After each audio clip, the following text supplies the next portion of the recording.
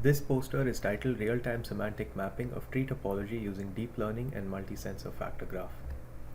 The goal is to encode spatial data of trees using semantics that are useful for forestry and precision agriculture. Information such as diameter at breast height, position, orientation, and thickness of the trunk and branches of a tree need to be encoded using the semantics and map generated. A simulation setup consisting of a leafless tree and an iris drone mounted with a Velodyne was used to develop and continuously test the algorithm.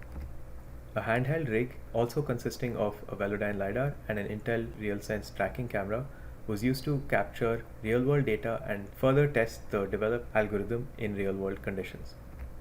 The Saguaro and Palo Verde trees were used as a simple and a more complex real-world tree to test the mapping algorithm. The mapping pipeline consisted of 4 steps. The first step used semantic segmentation to detect woody and cylindrical portions of a tree. The second step used these detections and identified individual trunk and branch segments. The third step parameterized each segment into a uniquely identifiable cylinder in 3D space. And the fourth step used each branch and trunk segment as a landmark feature to perform graph slam and build the semantic tree map.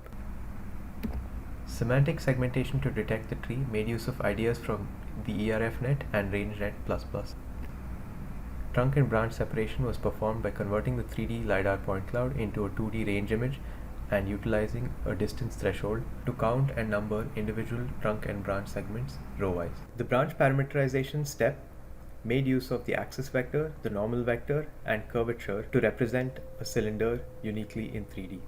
And cylindrical parameterization of the branch point cloud was performed using series C++ nonlinear optimization based on the distance metric shown on this slide. GraphSlam made use of 2 forms of odometry, one from visual inertial odometry and one from iterative closest point. It also made use of 3 types of landmark nodes and factors, each corresponding to the axis vector, normal vector, and curvature of the cylinder being used to represent a branch or trunk.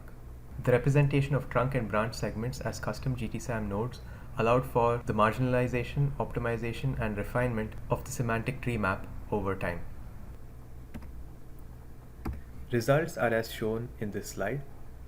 The left shows results from simulation and the right shows results from real world. Thank you.